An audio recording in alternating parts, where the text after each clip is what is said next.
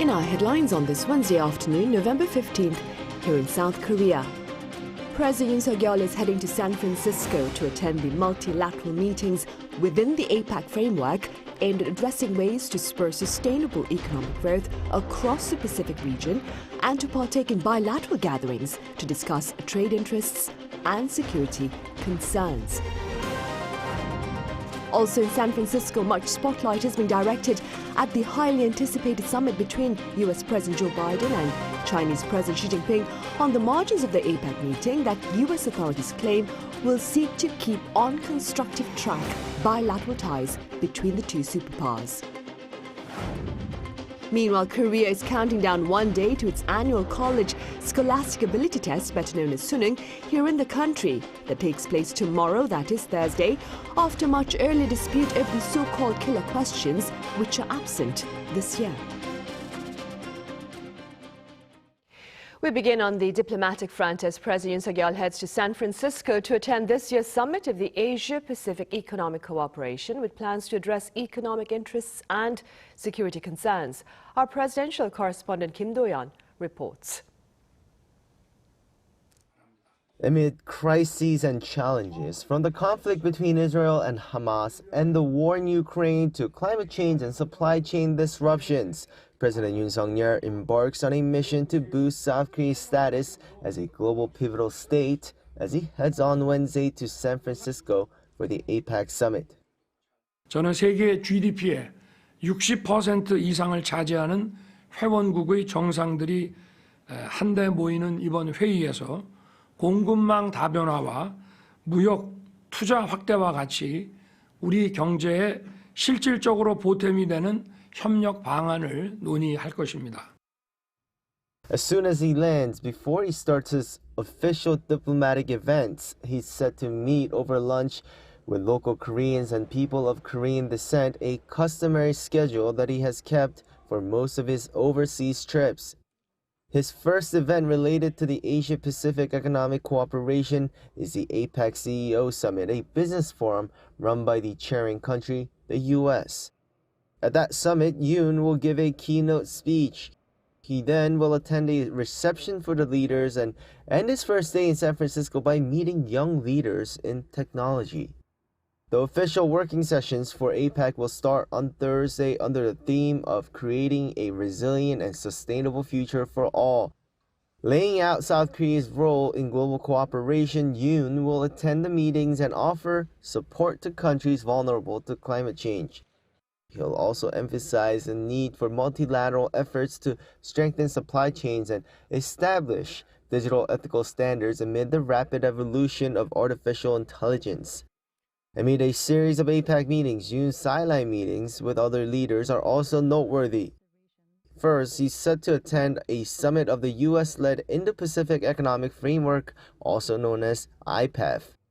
He's also set to meet his Japanese counterpart Fumio Kishida and jointly deliver a speech at Stanford University. With a sideline summit between U.S. President Joe Biden and China's Xi Jinping, there is also a possibility that a sideline meeting between Yoon and Xi could happen. In terms of regional security, President Yoon has said that during the APEC summit, he will bring up the arms exchanges between North Korea and Russia to emphasize what this really means to global security. Kim Do-yeon, Arirang News. Ahead of his separate summit with Chinese President Xi Jinping, US President Joe Biden reaffirmed his intentions to restore bilateral ties and to place them back on track to rein in broader concerns over global security. Our An Sung-jin covers his remarks. U.S. President Joe Biden spoke to the press before taking off for the Asia-Pacific Economic Cooperation Summit in San Francisco on Wednesday. And in response to the question of what he is hoping to get out of discussions with his Chinese counterpart Xi Jinping, Biden emphasized normalized relations between the two countries. As I told you, we're not trying to decouple from China, but what we're trying to do is change the relationship for the better. This comes as U.S. officials work to restore military communication, especially with ongoing issues surrounding the One China principle on Taiwan and U.S. support for the Philippines in the conflict in the South China Sea. However, Biden also warned that despite efforts to stabilize the relationship, the U.S. would not give in to China's zero-sum diplomacy, as seen with past U.S. restrictions on exports of chips to China. But I'm not going to continue to sustain the support for positions where if we want to invest in China, we have to turn over all our trade secrets.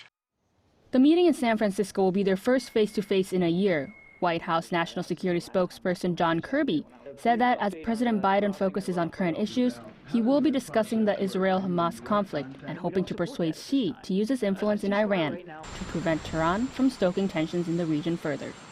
Russia's invasion of Ukraine as well as economic issues between the two countries will also be high on the agenda. An Sung-jin, Arirang News.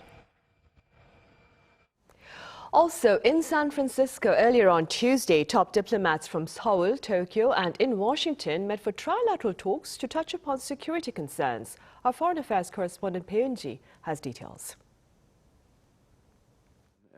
South Korea's Foreign Minister Park Jin met with his U.S. and Japanese counterparts in San Francisco on Tuesday local time and stressed the importance of trilateral cooperation. The rules-based international order is facing multiple challenges in this poly-crisis era. Strengthening cooperation among like-minded countries is more important than ever, which is why the three of us are here. He added that the three countries' national security advisors are expected to meet at the inaugural Indo-Pacific Dialogue.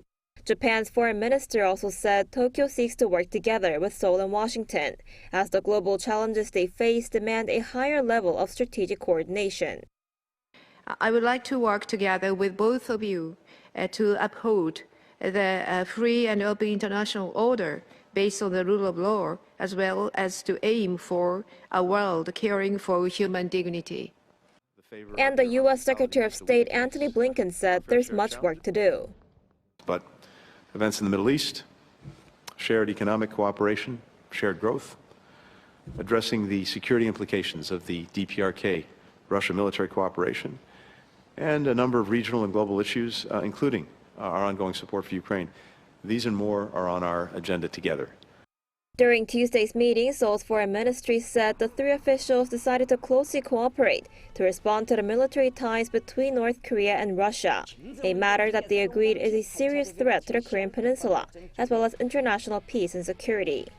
Pyongyang is believed to have provided Moscow with weapons and ammunition to use in Russia's war against Ukraine, in exchange for technology for its nuclear and missile programs. As for the situation in the Middle East, the three officials condemned the Hamas militant group's attack on Israel and called for an immediate release of hostages. They also agreed to work together to resolve the humanitarian crisis in the region. Bae Eun-ji, Arirang News. And the U.S. State Department has granted the green light to the possible sale of Standard Missile 6 Block 1 to South Korea for some $650 million. Now, this is according to the Pentagon on Tuesday local time. The SM-6 is said to be capable of directly tracking targets at a maximum range of over 400 kilometers. It can also reportedly intercept planes, ballistic missiles, as well as cruise missiles. A final approval requires a U.S. congressional vote. Now, back last year, Washington approved a similar sale to Tokyo. Meanwhile, North Korea says it has developed a new type of high-thrust solid-fuel engine for intermediate-range ballistic missiles. According to its state-run media on this Wednesday, ground jet tests on the new engine were successfully conducted this week. The tests on the first stage and second stage engines reportedly took place on November 11th and the 14th, respectively. And Pyongyang is said to have claimed that this development is an essential step toward bolstering its offensive power amid instability on the Korean peninsula. The Biden administration has backed Israel's allegations that Hamas is using Gaza's largest medical facility as a command center and a storage for weapons. Our Lee Seung-jae has more. The White House on Tuesday said it has intelligence indicating that Hamas is using Al-Shifa Hospital in Gaza to run its military operations, supporting Israel's initial claims. Speaking to reporters on board Air Force One, White House's national security spokesperson John Kirby said that Hamas has stored weapons at the hospital, adding that using the hospital for military operations is a war crime. Hamas says the claims are untrue. With the surrounding area the scene of intense fighting in the past week, the hospital suffering from energy shortages and dwindling supplies, the Gaza Health Ministry says at least 32 patients, including 3 premature babies, died over the weekend.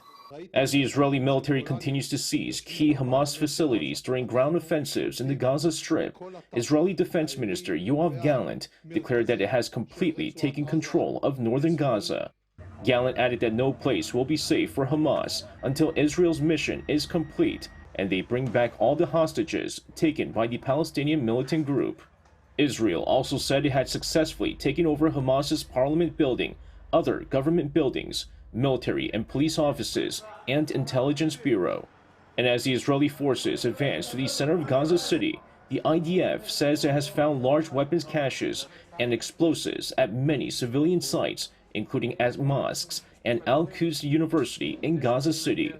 Meanwhile, the US and the UK announced a fresh round of sanctions on Tuesday targeting Hamas. The US's third round of sanctions this time targets key Hamas officials. It also targets mechanisms through which Iran provides support for Hamas and its ally Palestinian Islamic Jihad. The UK, on the other hand, sanctioned 4 Hamas senior leaders and 2 financiers, including the militant group's political leader in Gaza and the commander of its military arm. The sanctions aim to cut off funding for Hamas following its deadly attack on Israel last month. 이승재, 아리랑 뉴스.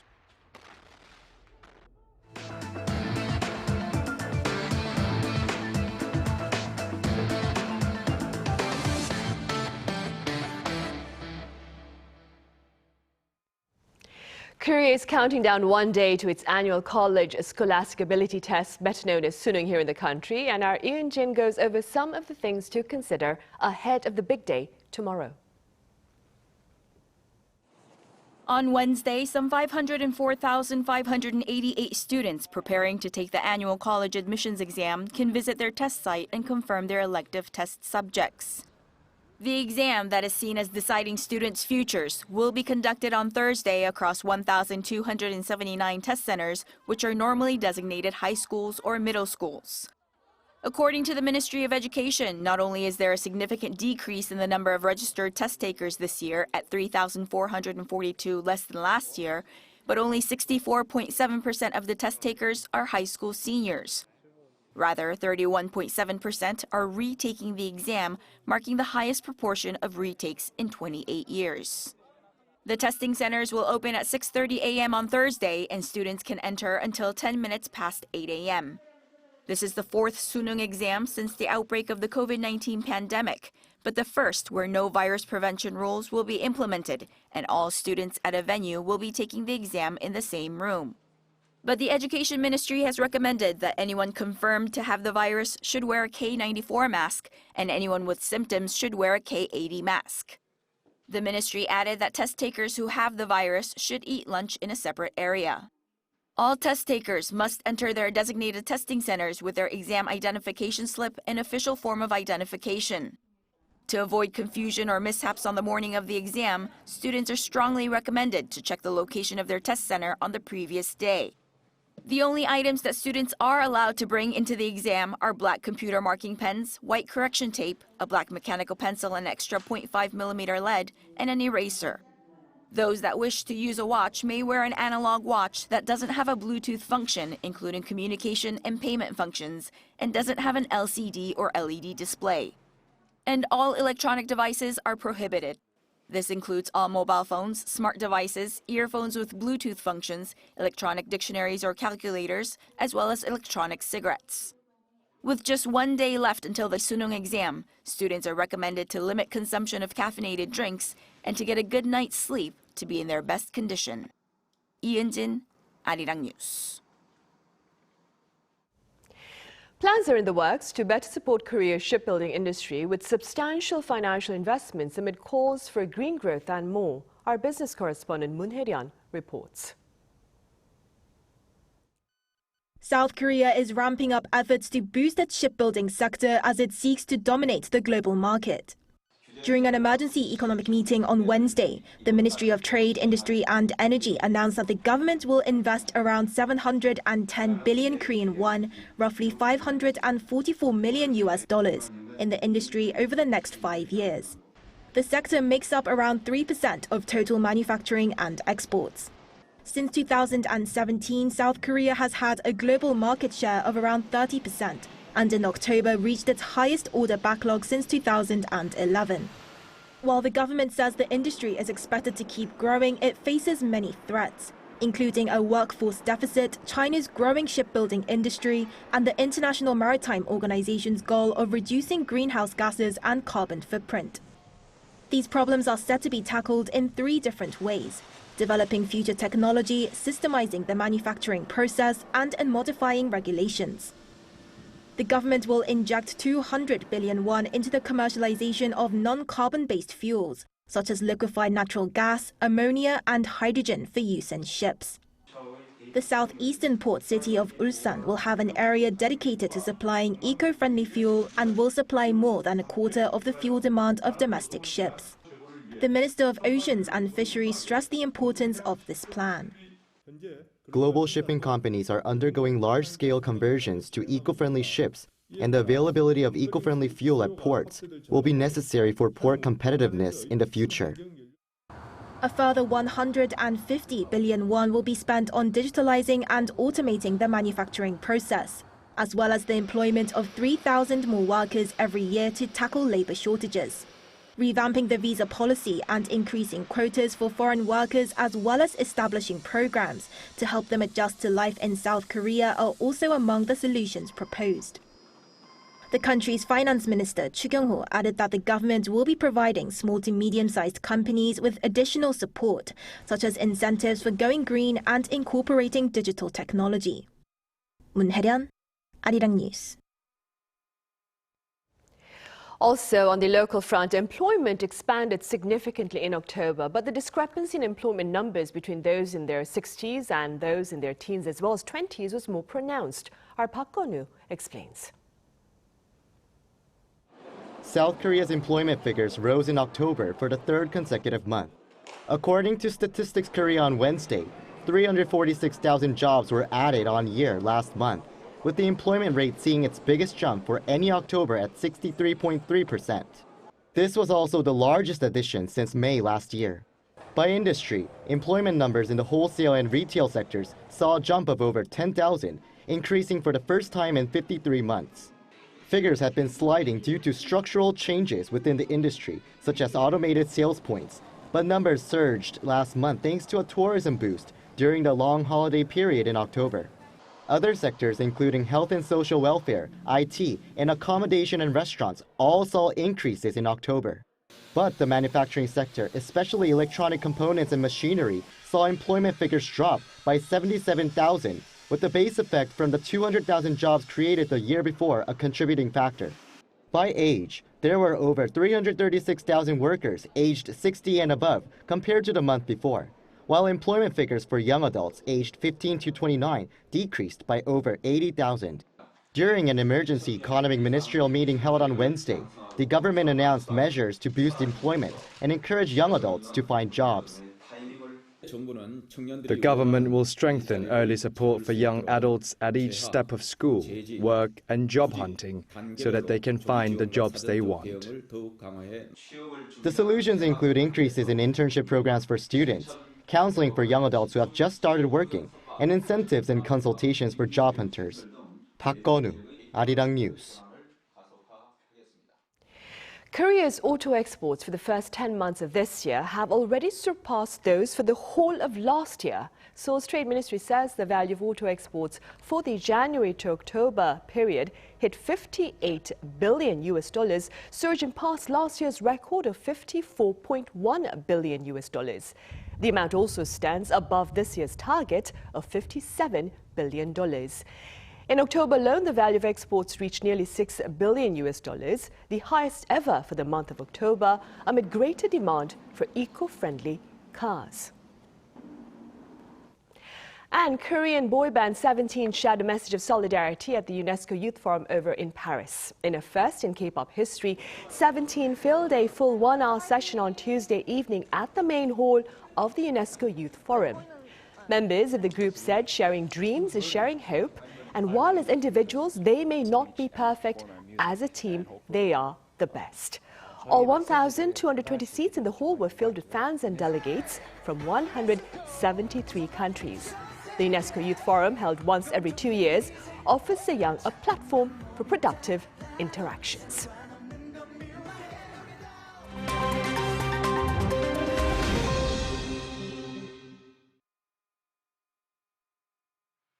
Let's take a look at what's going on in the world now. US President Joe Biden announced on Tuesday the allocation of $6 billion in new investments from the Inflation Reduction Act to address climate change. Coming in coordination with the release of the 5th National Climate Assessment, or NCA-5, the new investment plan focuses on ways to make the US more resilient to the impact of climate change. These include modernizing the electricity grid to prevent wildfires and withstand extreme conditions, as well as reducing flood risks. While the NCA-5 showed a decline in US greenhouse gas emissions, even with the increase in GDP and population, the Biden administration is also using newly allocated funds for ecosystem conservation and advancing environmental justice through Environmental Protection Agency programs. A Russian government delegation led by Natural Resources Minister Alexander Kozlov arrived in North Korea early Tuesday. Kozlov's arrival took place on the same day as U.S. Defense Secretary Lloyd Austin met with UN member states in Seoul. North Korea's state-run Korean Central News Agency said on Wednesday that Russia and North Korea conducted talks on science and technology as well as the economy, while announcing their progress on the regime's ballistic missile program. Amid concerns over China and Russia potentially supporting the expansion of North Korea's military capacity by assisting North Korea to evade UN sanctions, Kozlov said Russia is willing to develop substantial cooperation with North Korea following September's agreements made in a meeting between Kim Jong-un and Vladimir Putin. In Mexico, the country's first openly non-binary magistrate, Jesus Ociel Baena, has been found dead. Baena was confirmed by the state prosecutor's office to have been found dead at home on Monday morning in the central Mexican city of Aguascalientes. They were alongside another person who the local LGBTQ+ rights group has identified as their partner. Baena made history in October 2022 when they were made the magistrate for the Aguascalientes State Electoral Court. As one of the most visible LGBTQ+ figures in the country, publishing on social media photos and videos wearing skirts and heels, Baena was known to have received threats of violence regularly. Mexico's Security Secretary Rosa Rodriguez said in a press briefing that it is unclear whether the death was a homicide or an accident. The Caribbean island of Dominica is creating the world's first marine protected area for the endangered sperm whale. The Dominican government announced on Monday that this will ensure one of the Earth's largest animals will come under protection by law. Around 800 square kilometers of the ocean to the west of the island will serve as a key sanctuary, providing nursing and feeding grounds. Sperm whales are essential to the marine environment as their feces provide nutrients for plankton, which capture carbon dioxide. Prime Minister of Dominica, Roosevelt Skerritt, commented that not only the majestic and highly intelligent animals will be safe, but the reserve will help keep the climate healthy. Kim Seong, Arirang News.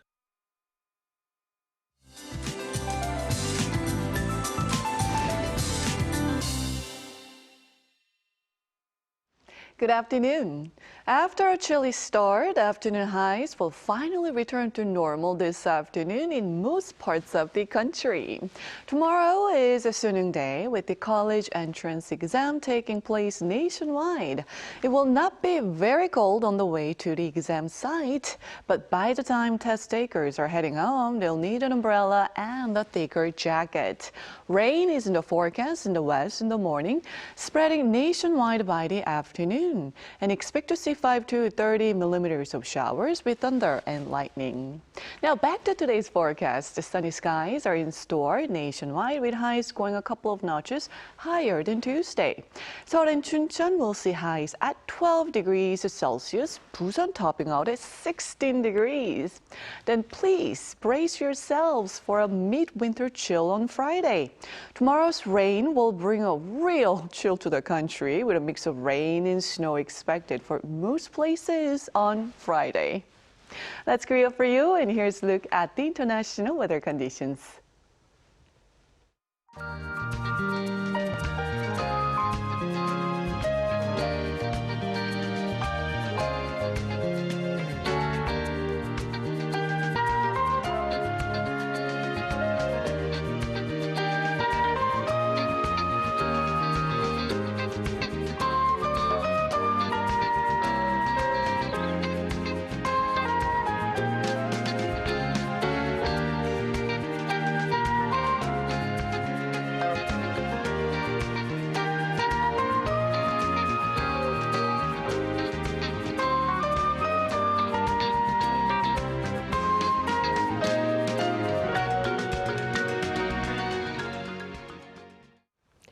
And those are the headlines at this hour. Coming up next is our panel session. Do stay with us.